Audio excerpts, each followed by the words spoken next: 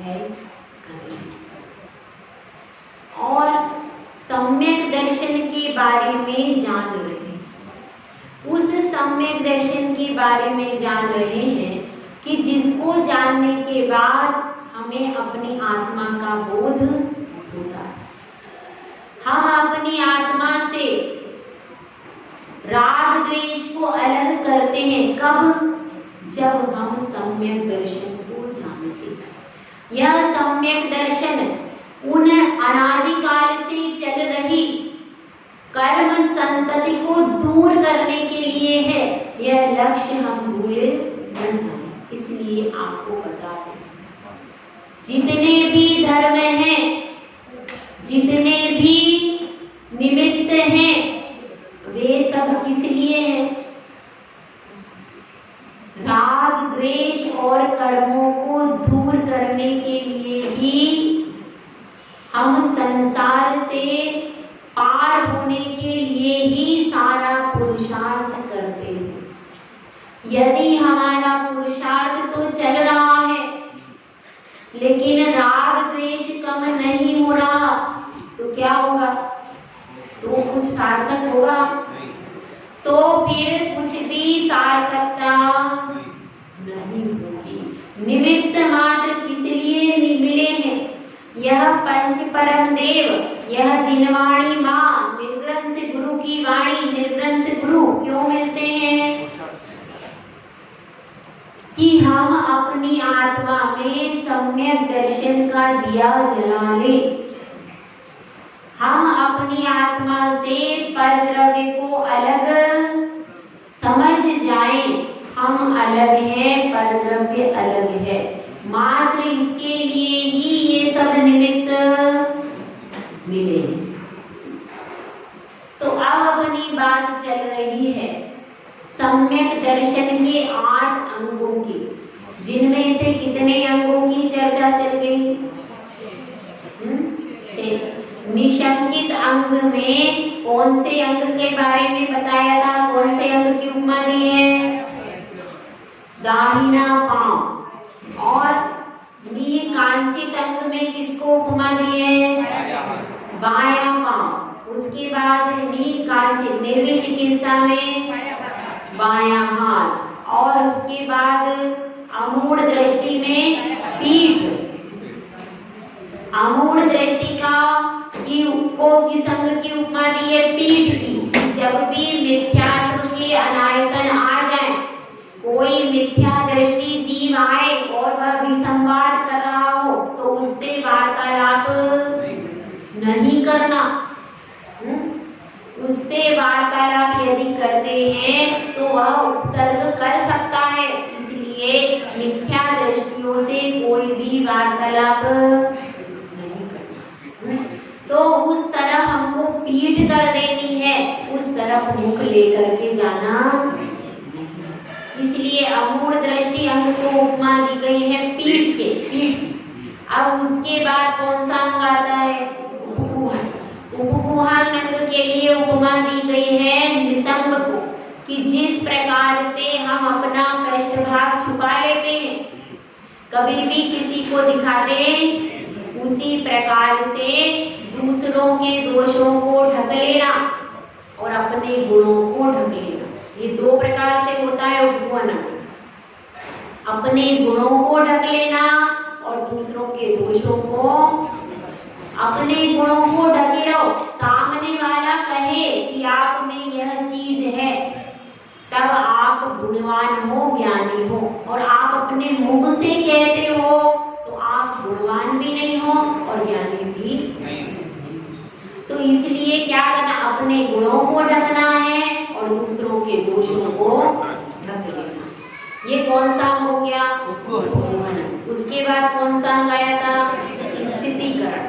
स्थितीकरण, जब हम किसी का स्थितीकरण करते हैं तो उसको दाहिने हाथ से सहारा देते हैं।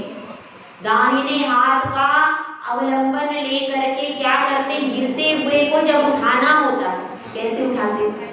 दाहिने हाथ से उठाते हैं, क्योंकि बाएं की अपेक्षा दाहिना हाथ ज्यादा मजबूत होता है। क्यों हो जाता है? क्योंकि सदा से उससे काम इसलिए वह हाथ सबल होता है, मजबूत होता है, इसलिए उस हाथ से गिरते हुए को उठाया जाता है। तो स्थितिकरण के लिए कौन सा अंग है? दाहिना हाथ। अब अपन आगे चल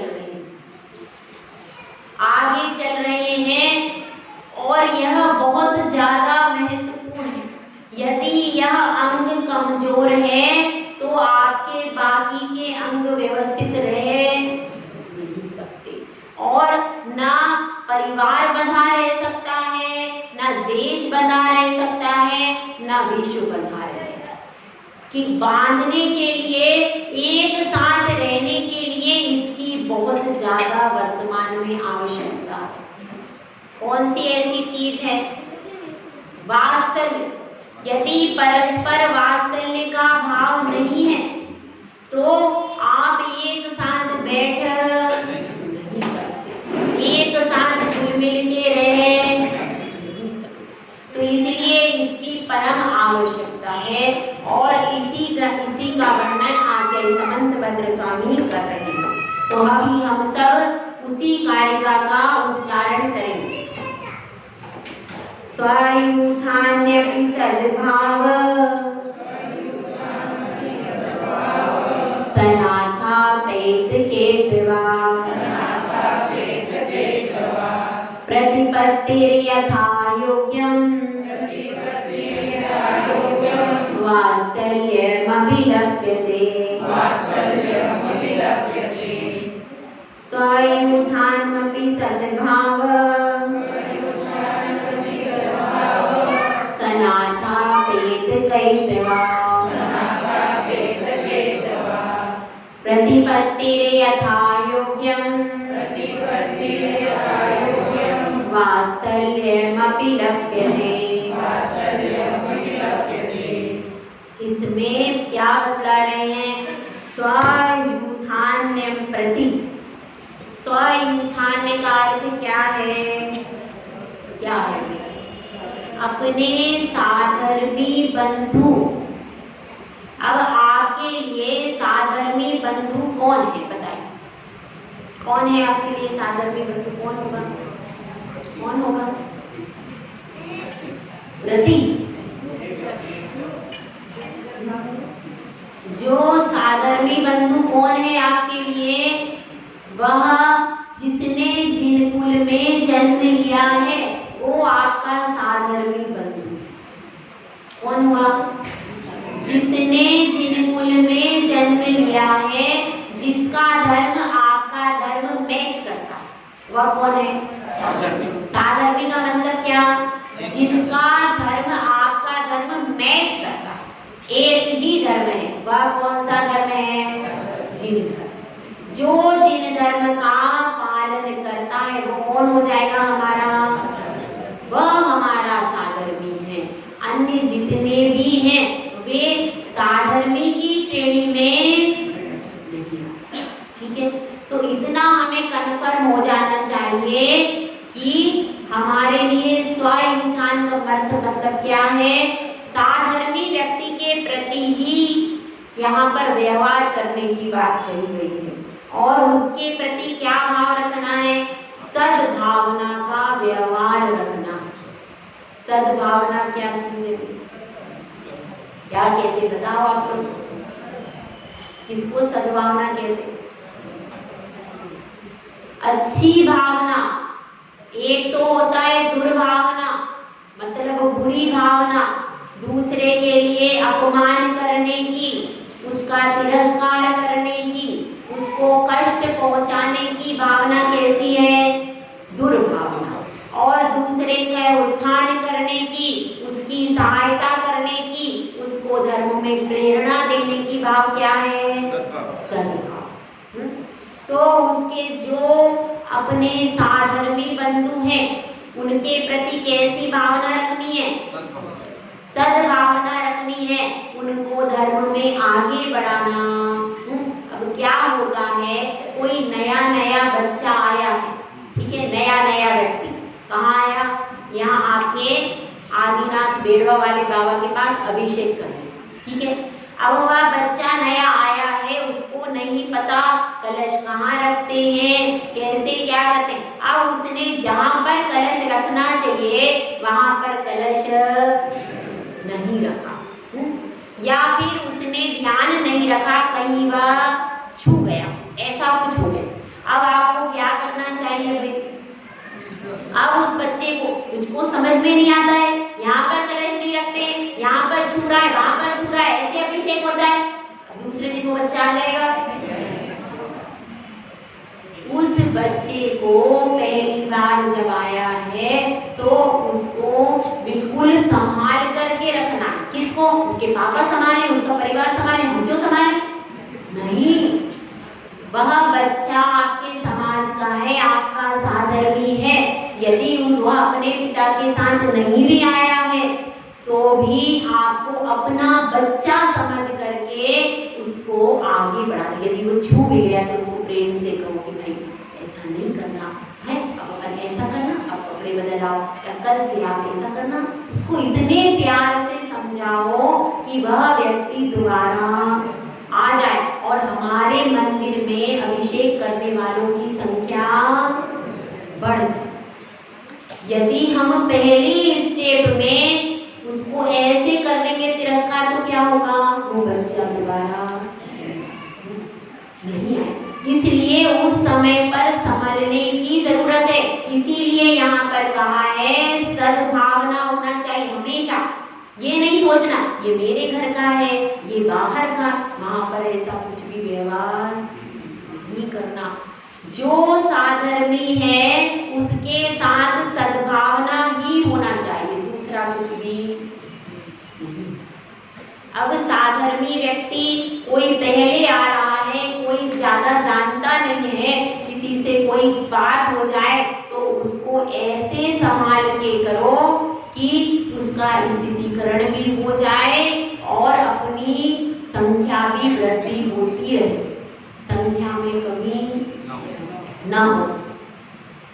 वैसे तो कोई आता नहीं है और कदाचित कोई युवा व्यक्ति आ गया, नया व्यक्ति, तो उसको इतनी सारे रूल्स रेगुलेशन बता देते हैं कि वो व्यक्ति दोबारा आने के बाद पहले 100 बार सोचता है कि मैं आऊं। इसकी गलती है, इसकी गलती।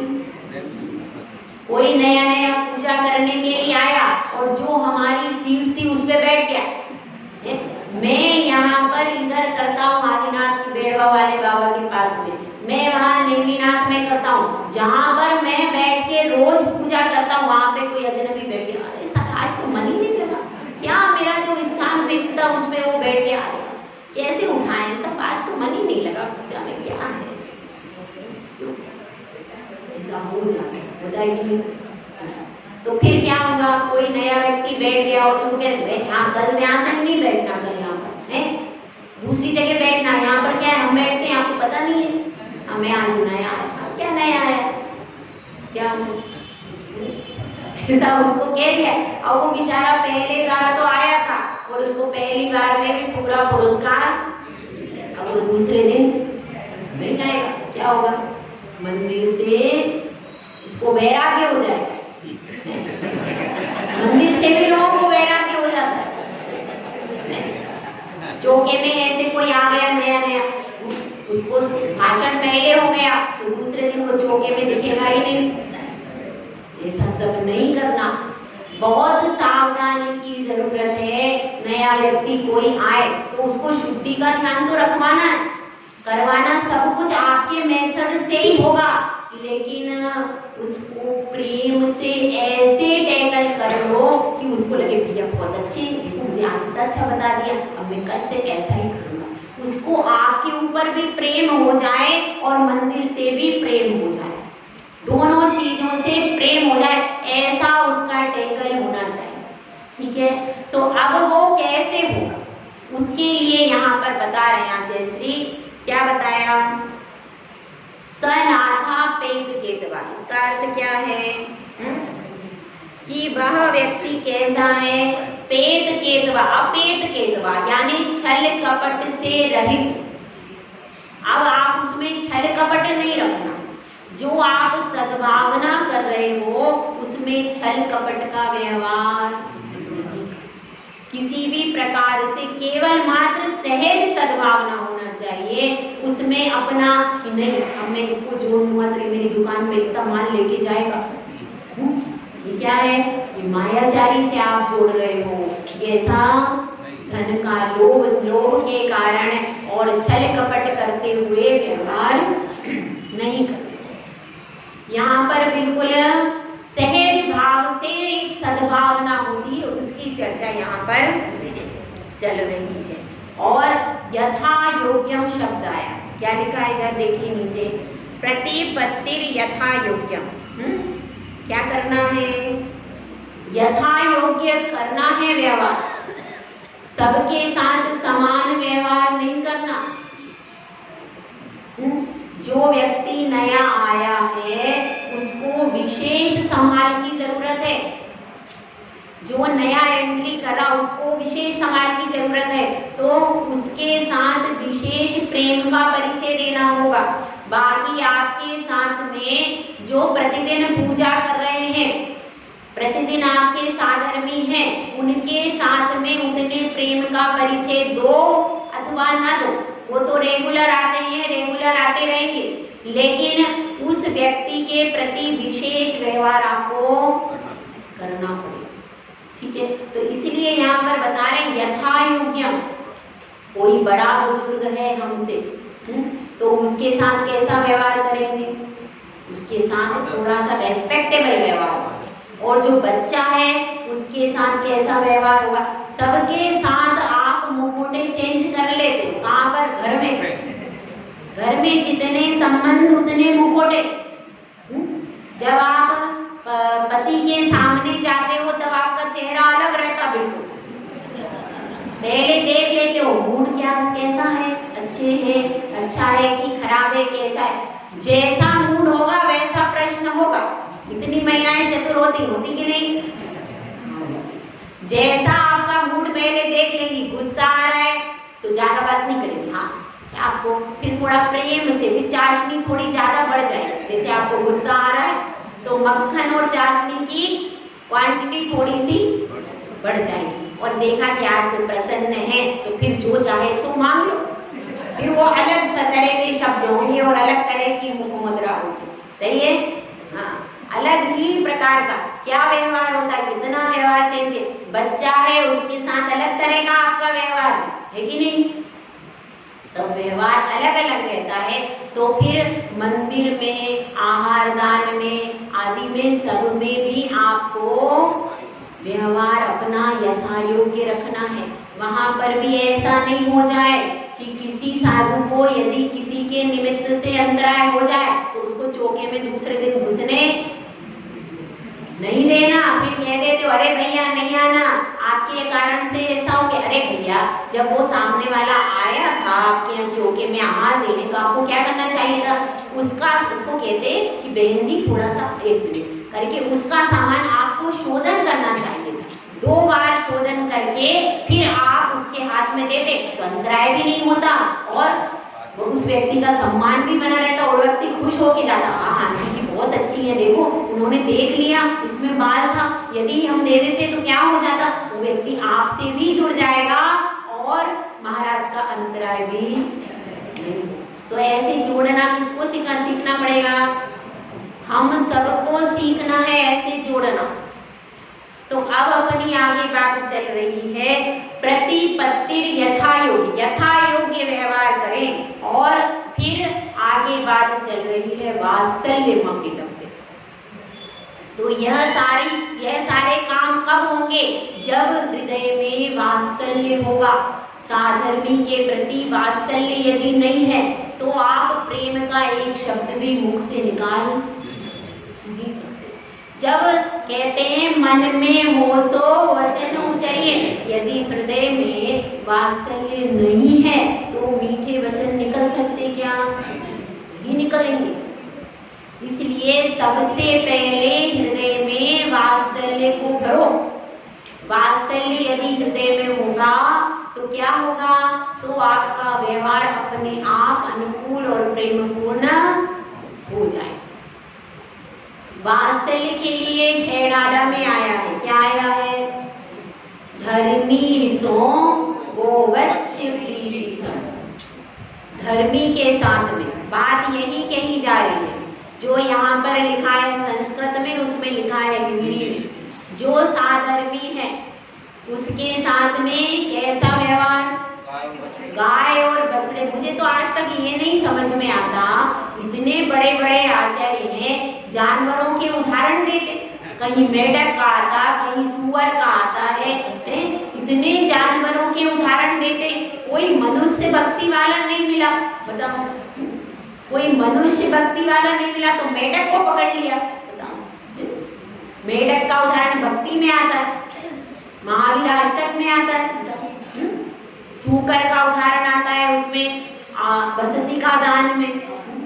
ऐसे कई कई जानवरों के उदाहरण। सियार का रात्रि भोजन त्याग में कोई इंसान का नाम नहीं आता, सियार का आता है। बताओ, सियार का उदाहरण आता है, रात्रि भोजन उसने त्याग कर दिया था, आता है कि नहीं? तो ऐसे जानवरों ने भी दृढ़ता से पालन किया। इसलिए मनुष्य तो पालन कर सकता है, उसके पास तो सारी सुविधाएं हैं, जानवरों के पास कोई सुविधा नहीं। मीलों चलने के बाद कहीं बावड़ी मिलती है, कहीं कुआं मिलता है, इतनी उनको समस्या है, उसके बाद भी उन्होंने रात्रि भोजन का पालन, रात्रि भोजन त्याग व्रत का पालन किया, इसलिए उनका नाम आता है। अब इसमें वात्सल्य में किसका उदाहरण दे रहे? माता और बेटे का भी तो उदाहरण दे सकते थे। ये क्यों गाय और बछड़ा क्यों देने की जरूरत पड़ गई? बताओ। निस्वार्थ, मतलब आप स्वार्थ ऐसा कह, अपने मुंह से आप बता देते हो तो अच्छा लगता। क्या कह रहे हैं? गाय और बछड़े का उदाहरण। गाय अपने बछड़े से सहज वात्सल्य करती है, अपेक्षा नहीं रखती कि बछड़ा बड़ा होगा, फिर बहू आएगी, बहू मेरे पैर दबाएगी, गरम गरम रोटी खिलाएगी। ऐसी पहले वाली सास ऐसा सोचती, अब नहीं सोचती। अब क्या सोचती है? बहू बड़ा होगा, अरे बेटा बड़ा होगा, बहू लाएगा और बहू का भोजन मैं बनाऊंगी और उसकी सेवा। अब ऐसा सोचती है सास, उसके पोतों को मैं खिलाऊंगी गोद में, सारा काम मैं करूंगी, ऐसा अब सोचती है, क्योंकि अब परिस्थिति वैसी ही हो। तो अब क्या इसमें लेकिन स्वार्थ छिपा हुआ है। स्वार्थ से, अपेक्षाओं से रहित नहीं है आपका स्नेह। आप भी अपने पुत्र की सार संभाल करती हो, उसका सब कुछ पालन करती हो, उसको संभालती हो, लेकिन संभालने के बाद भी आपका स्वार्थ उससे जुड़ा ही, आप स्वार्थ से रहित हो, जबकि गाय का कोई स्वार्थ नहीं है। बछड़ा है, इसको दूध पिलाना है, इसकी परवरिश मुझे करनी है, पर अपेक्षाएं नहीं है, ये बड़ा होगा, ये मेरे लिए ये करेगा, ऐसी कोई अपेक्षा। निरपेक्ष रूप से, निस्वार्थ भाव से सहज में उसको वात्सल्य होता है। और उसी वात्सल्य के कारण यह जो आप लोग दुग्धपान कर रहे हो, ये उसी वात्सल्य के कारण कर रहे हो। माता ने तो एक साल आपको दुग्धपान करा के छुट्टी कर दी, जाओ भैया। और ये गाय माता है और भैंस है, यही आपको जिंदगी भर पिला रही, क्यों? उनके अंदर अपने पुत्र के लिए वात्सल्य भावना है, और उस वात्सल्य भावना के कारण ही दूध आता है। वात्सल्य का दूध के साथ घनिष्ठ संबंध है कि नहीं? वात्सल्य यदि नहीं होता है तो दूध की उत्पत्ति भी नहीं, क्योंकि रोम रोम में, और भगवान का तो खून भी दूध की तरह सफेद होता है। क्यों होता है भाई? वो सब जीवों के प्रति इतनी ज्यादा गहरी करुणा, गहरा वात्सल्य रखते हैं कि उनका खून भी दूध जैसा सफेद हो जाता है। तो वात्सल्य की महिमा है जो आपको दूध दे नहीं तो दूध देखने को भी मिलता नहीं मिलता। इस चीज को समझना है।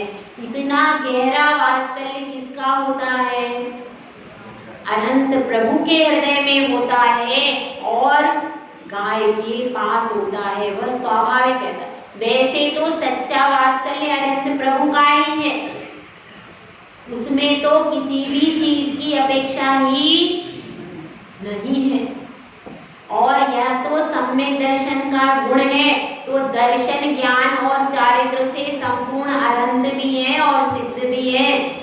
उनके पास भी वही सब गुण है, लेकिन उस गुण का प्रकटीकरण सिद्धों पर नहीं होता।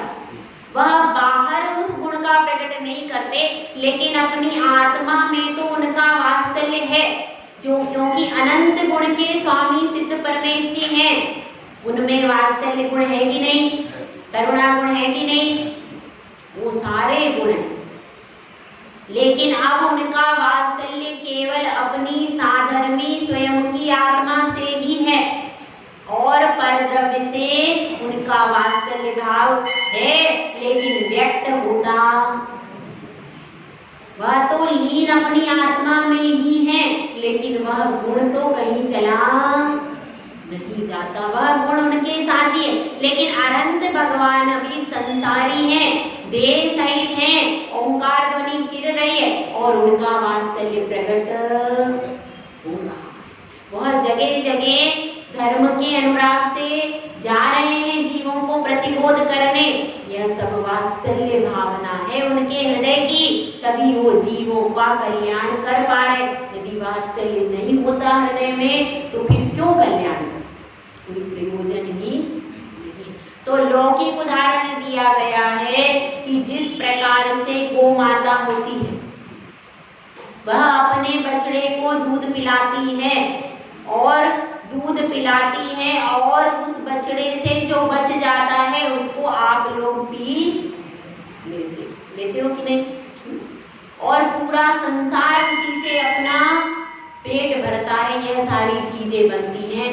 तो अब अपने को ये समझना है कि हमारे अंदर वात्सल्य की क्वालिटी क्या होना चाहिए। हम सबके अंदर भी वही वात्सल्य है। कौन सा? जो गाय के अंदर है, जो अनंत सिद्ध के अंदर है। लेकिन उन्होंने पूरा का पूरा प्रकट कर लिया और हमारा अभी प्रकट, हम तो उतना ही प्रकट करते हैं जब शिशु छोटा होता है, तब उसके लिए हमारा प्रकट हो जाता है। बाकी दुनिया के लिए वह प्रकट। तो ये हमारी कमी है कि हमको साधर्मी बंधुओं के साथ में बहुत ज्यादा वात्सल्य का परिचय देना है। इतना वात्सल्य का परिचय देना है और उस वात्सल्य के परिचय से फायदा क्या होगा? आपके भी संबंध मधुर बनेंगे।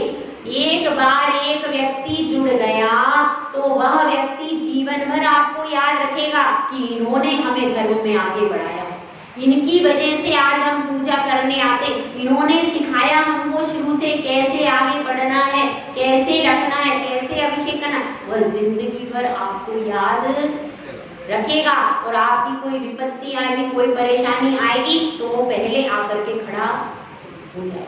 यह उसका लाभ होगा। और क्या लाभ होगा कि कुछ जो धर्म से जितने व्यक्ति जुड़ेंगे, यदि आपके निमित्त से 4 व्यक्ति आहार दान देने आ रहे हैं, पूजा करने आ रहे हैं, अभिषेक करने आ रहे हैं, तो उनका 6% पुण्य आपको मिलेगा।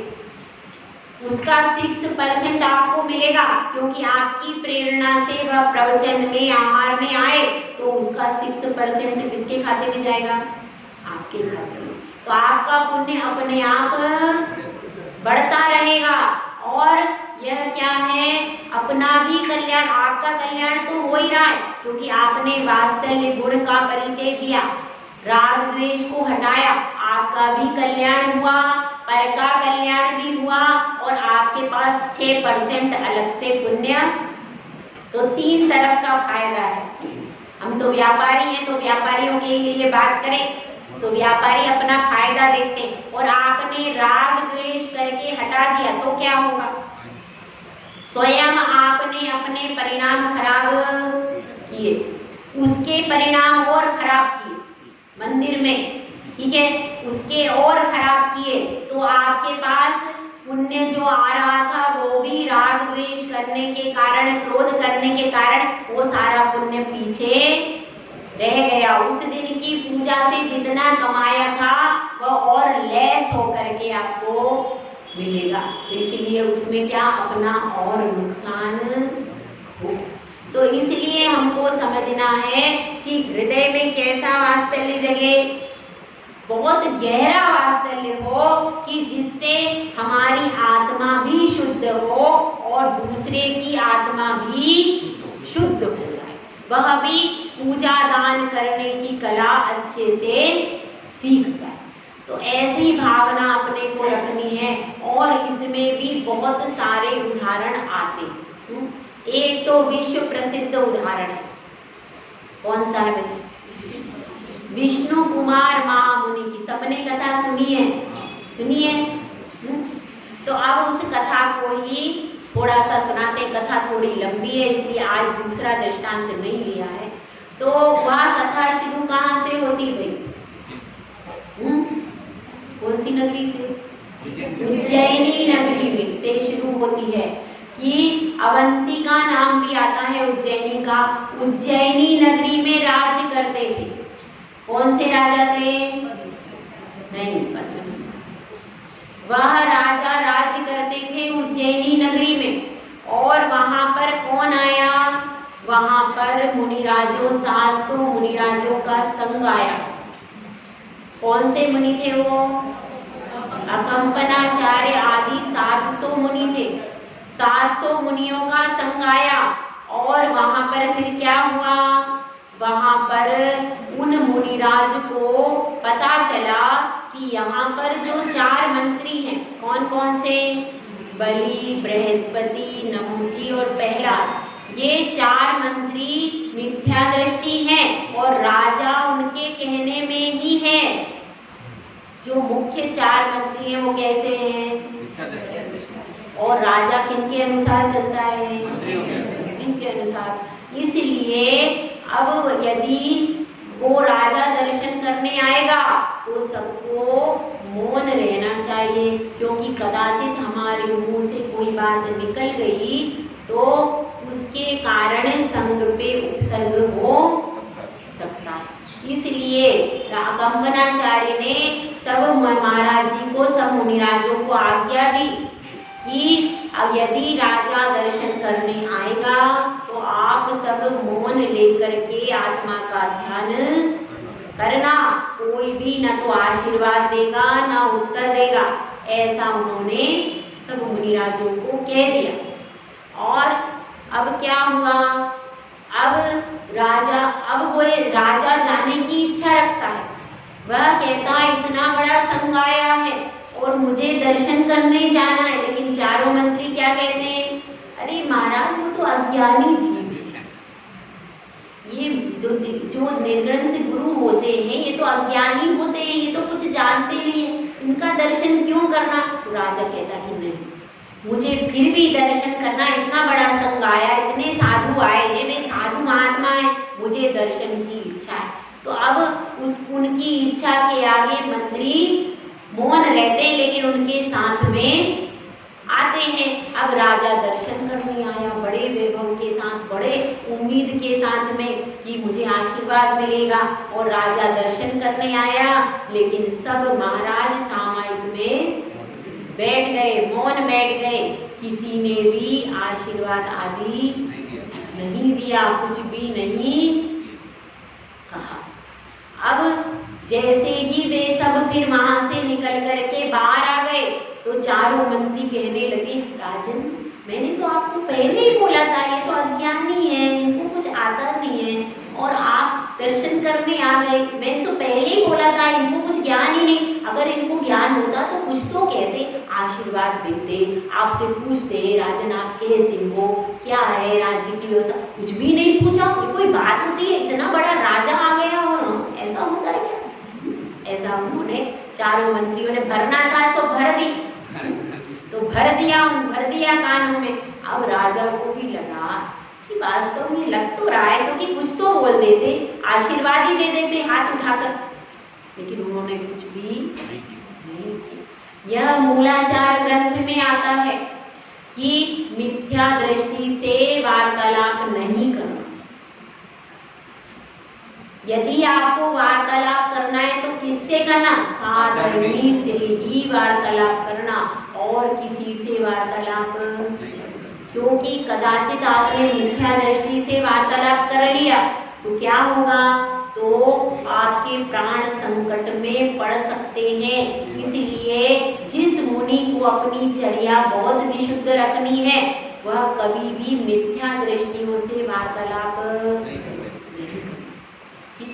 तो इसलिए वे ज्ञानी मुनिराज सब मौन हो गए गुरु आज्ञा से, कि गुरु कभी भी हमारा अहित नहीं करे, और वह मौन हो गए। अब सारी बात खत्म हो गई थी, लेकिन क्या हुआ, रास्ते में शुद्ध सागर मुनिराज आ गए और वे आहार करके आ रहे थे, तो दूर जगह गए होंगे, जैसे चौके यहाँ भी दूर दूर लगते थे पहले, दूर दूर चौके लगे होंगे, तो वहां पर दूर से आहार करके आ रहे, तो उनको आने में देर हो गई। अब उनको आने में देर हो गई, तब वे मंत्री चले जा रहे थे राजा के साथ में, और अब वो मंत्री उपहास करते हुए कह रहे हैं, हे राजन देखो यह कैसा बैल चला आ रहा है, खा पी करके स्वस्थ होकर के, वो देखो एक बैल चला आ रहा है। इस प्रकार के शब्द शुद्ध सागर मुनि ने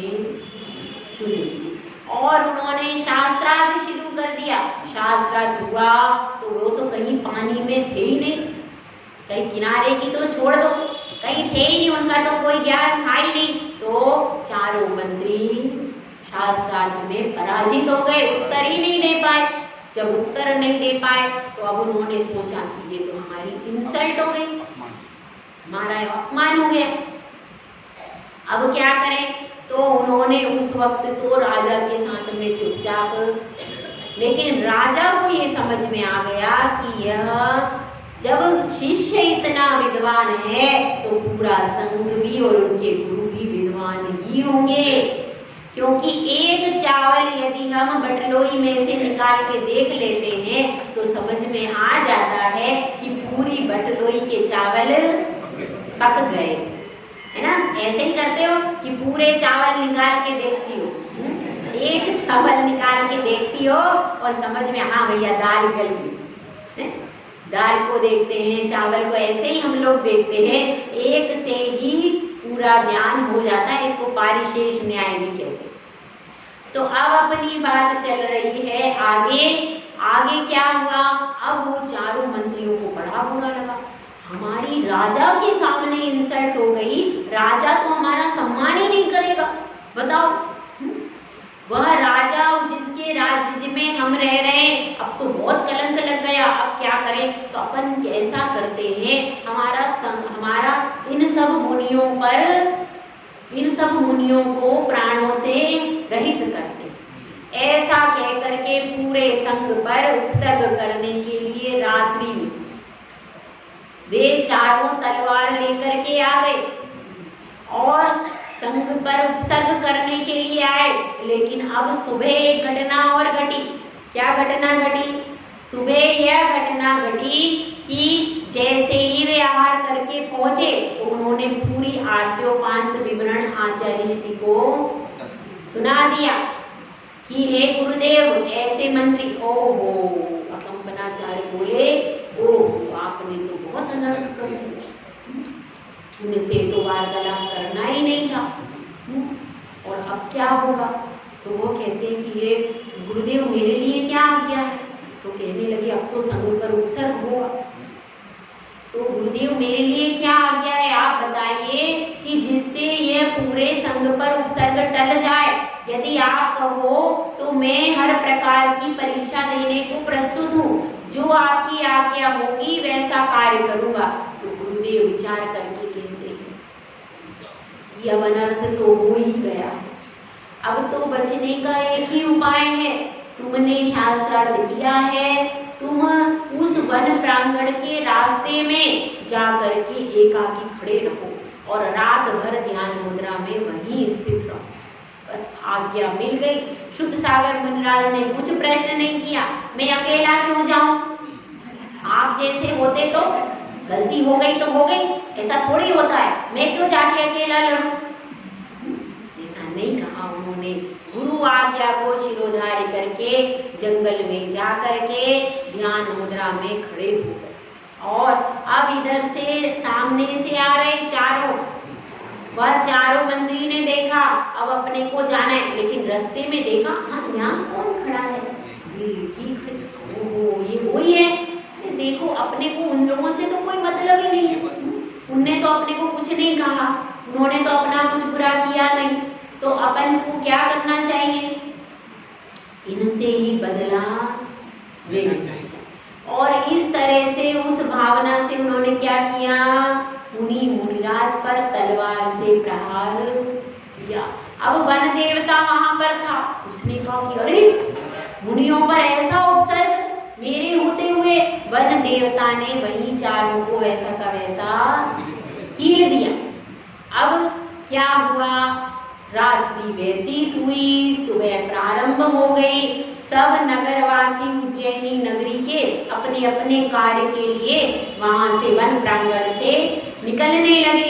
सबने देखा ये क्या हो गया, सभी पूरे नगरवासी देखते रहे कि क्या हो रहा। सबको समझ में सब कुछ आ गया और राजा भी आया, राजा ने देखा सब कुछ। और अब राजा ने सजा दे दी, इनको गधे पर बिठाकर काला मुंह करके यहाँ से निकाल दो। इन्होंने मुनियों को मारने का प्रयास किया है। इस तरह से तो उनकी बहुत ज्यादा अपमान हो गया और वे वहां से चले गए। वहां से जाने के बाद उन्होंने सोचा कि अब हम कहीं और डेरा लगाएंगे और वे चले गए हस्तिनापुर। हस्तिनापुर नगर में पहुंचे तो वहां का राजा कौन था? पद्म। वहां का राजा पद्म था। और वह पद्म कैसा था?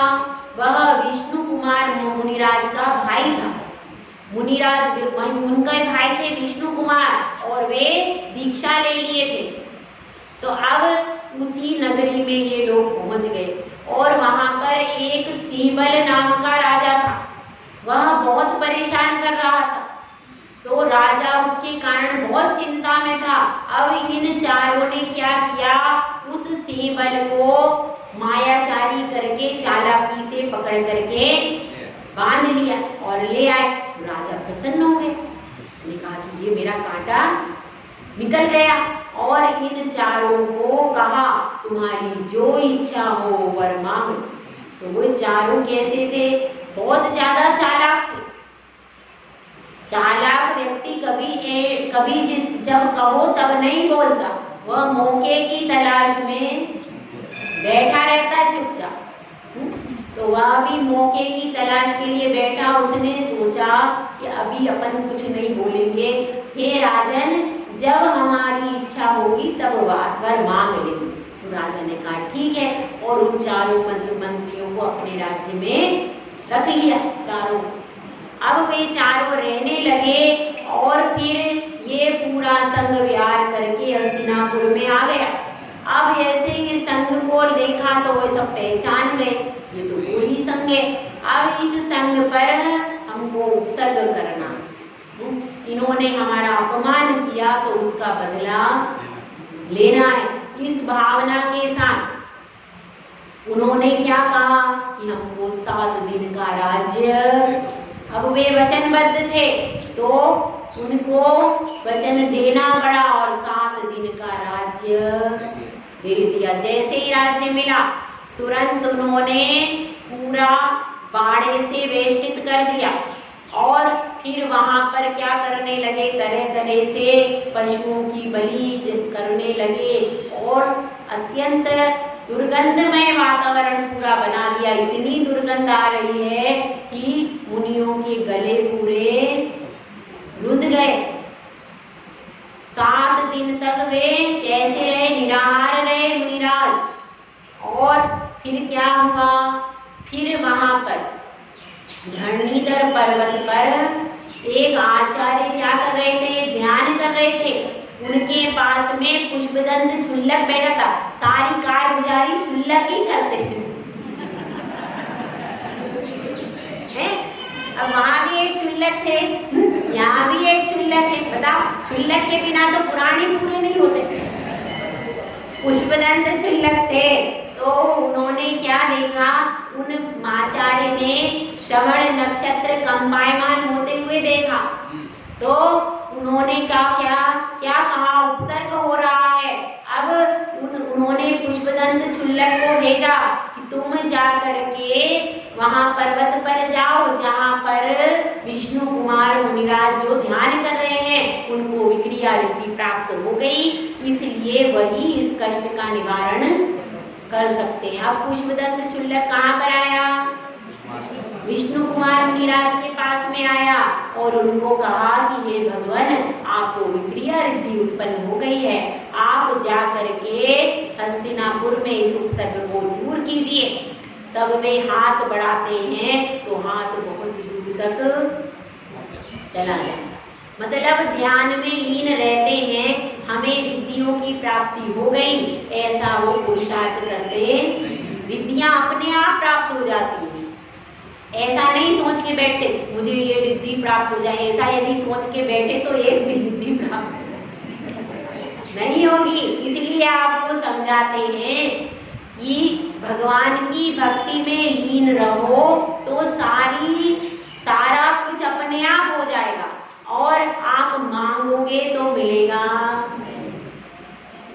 तो वे अपनी आत्मा में लीन हो रहे थे, उनको पता ही नहीं। जब पुष्पदंत क्षुल्लक ने कहा तब जा करके उनको पता चला और फिर वे कहाँ आए, सबसे पहले अपने भाई के पास में आए और वहां पर आकर के पूछा ये क्या हो रहा है, हमारी इतनी गौरवशाली परंपरा है, इस गौरवशाली परंपरा में ये कैसे हो रहा है कि हमारे राज्य में ऐसा भयंकर उपसर्ग हो रहा है।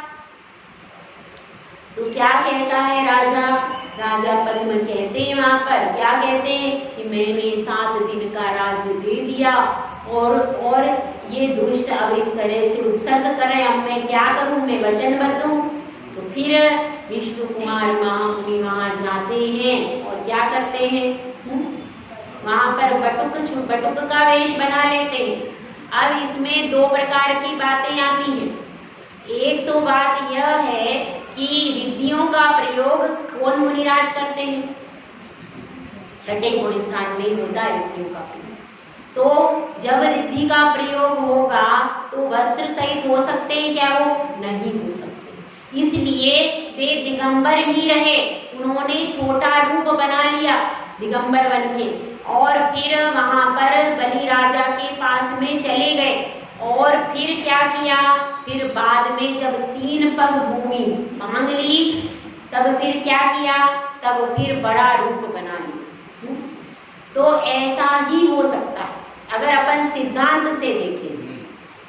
जो बटुक ब्राह्मण का रूप बनाने की बात आती है, तो जब मुनिराज ने बटुक ब्राह्मण का वेश बनाया यानी वस्त्र धारण किए, तो फिर उनकी रिद्धि कैसे रहेगी, क्योंकि रिद्धि तो छठे गुण स्थान में ही रहती है, ये पक्का है। तो फिर इसलिए 2 प्रकार के प्रमाण मिलते हैं। तो इसमें अपने को सबसे सटीक प्रमाण तो यही लगता कि उन्होंने सिर्फ अपना साइज छोटा किया होगा और वे मुनिराज के रूप में ही रहे होंगे, तभी वो रिद्धि का प्रयोग कर पाए। क्योंकि वस्त्र सहित होने के बाद रिद्धि का प्रयोग तो संभव ही नहीं, सैद्धांतिक तरीके से यदि देखा जाए। ठीक है, तो अब वे छोटे बन करके गए और बलि क्या कह रहा है, बलि कह रहा है कि आप तो जो चाहो सो मांग लो, लेकिन वो कह रहे कि हमें तो केवल छोटी झोपड़ी बनानी है, मुझे क्या करना है, मैं तो छोटा सा हूँ, छोटी सी झोपड़ी बना लूंगा, केवल 3 पग भूमि दे दो। और फिर उन्होंने अपना पूरा साइज बढ़ा लिया और इतना बढ़ा लिया कि एक तो पग रखा सुमेरु पर्वत पर, दूसरा मानुषोत्तर पर्वत पर, अब तीसरे के लिए जगह ही नहीं, कहाँ जाएंगे। तो अब पूछते हैं बलि से, अब बताओ बलि तीसरा पग कहाँ रखूं। तो बलि क्या कहता है कि तीसरा पग मेरी पीठ पे रख दो, मैं वचनबद्ध हूँ 3 पग देने ही है। पहले इसको क्या कहेंगे, प्राण जाए पर वचन ना। पहले ऐसा होता था, जो मुख से एक बार वचन कह दिया वह वचन कभी भी अपना कटता, प्राण भले ही चले जाएं पर वचन देने के बाद उससे मुकरते नहीं थे। तो अब क्या ऐसी स्थिति हुई, तो उन्होंने उसकी पीठ पर पैर नहीं रखा, लेकिन वह इतना मुनिराज को पाप के कारण वह दुर्गति में चला गया बलि। तो ऐसी सब कथा आती है। उसके बाद फिर क्या हुआ, तो यह विष्णु कुमार महामुनि के वात्सल्य की कथा है कि वे तो ध्यान में बैठे थे, यहाँ तक कि उनको रिद्धि उत्पन्न हो गई, फिर भी पता चला नहीं, फिर भी अपना ध्यान भंग करके उन्होंने सोचा कि मैं अब यह समय किसका है, उपसर्ग के निवारण का समय। इसी तरह से यदि आप सामायिक भी कर रहे हो और कहीं किसी के ऊपर परेशानी आ रही है, तो फिर आपका कर्तव्य क्या है कि वह सामायिक छोड़ करके पहले उसकी परेशानी को दूर करो। यह क्या है, वात्सल्य अंग है कि हृदय में उनका मुनिराजों के प्रति गहरा वात्सल्य था विष्णु कुमार मुनिराज का। यदि वह वात्सल्य नहीं होता तो वो कभी भी इस उपसर्ग को निवारण का विचार नहीं कर। जब उपसर्ग तभी निवारित हुआ जब वात्सल्य था। तो इसी प्रकार से अब वात्सल्य का स्रोत कहाँ से फूटता है भाई, हृदय से। इसलिए अब इसमें अंग कौन सा है, कौन से अंग की उपमा हो गई, हृदय की उपमा दी गई है वात्सल्य अंग को, क्योंकि वात्सल्य हृदय से फूटता है। तो इस प्रकार से हम सबको हर अपने कार्य में वात्सल्य देना है। सामने वाले को, जो नया व्यक्ति आया है, उसको ऐसा वात्सल्य देना है जैसे हम अपने शिशु को जैसे वात्सल्य करके जोड़ते हैं, उसको संभालते हैं, ऐसे अपने हर साधर्मी बंधु को हमको वात्सल्य का सहारा दे करके धर्म में आगे बढ़ाना है, क्योंकि जिससे हमारा धर्म और ज्यादा बढ़े, यहाँ पर धर्मात्माओं की संख्या बढ़ती रहे। जितना दरबार बढ़ेगा उतना पुण्य। यदि आप 4 व्यक्तियों को प्रवचन सुनाने की प्रेरणा दी, वे 4 व्यक्ति आए, उन्होंने प्रवचन सुना और कुछ किया नहीं है, लेकिन जिनवाणी सुनी और उनको जितना पुण्य मिला उसका 6% आपको आपके खाते में आ गया। तो पुण्य को बढ़ाना है, क्योंकि बिना पुण्य को बढ़ाए हम कोई भी कार्य कर नहीं सकते। पुण्य को बढ़ाना है पर लक्ष्य पुण्य का नहीं रखना। पुण्य बढ़ता तो है और उसको बढ़ाना है, लेकिन लक्ष्य हमारा मोक्ष का ही रखना कि यह पुण्य पाप सब नष्ट हो और हे प्रभु मुझे मोक्ष मिले, हे प्रभु मैं आत्मा के स्वभाव को प्राप्त करूं। रास्ते में मिल रहा है, रास्ते में यदि भोजन की सामग्री मिल जाती है अच्छी, तो कोई पथिक अपने लक्ष्य को नहीं भूलता। ठीक है, रास्ते में मिष्ठान्न मिल गया तो उसी मिष्ठान्न को पकड़ करके नहीं बैठ जाना, नहीं तो मंजिल तक कभी भी पहुंचोगे नहीं। मंजिल पर शाश्वत सुख है, आत्मा की आराधना है, तो उसी शाश्वत सुख को हम सबको प्राप्त करना है। जय बोलो जय श्री सुंदर सागर महाराज।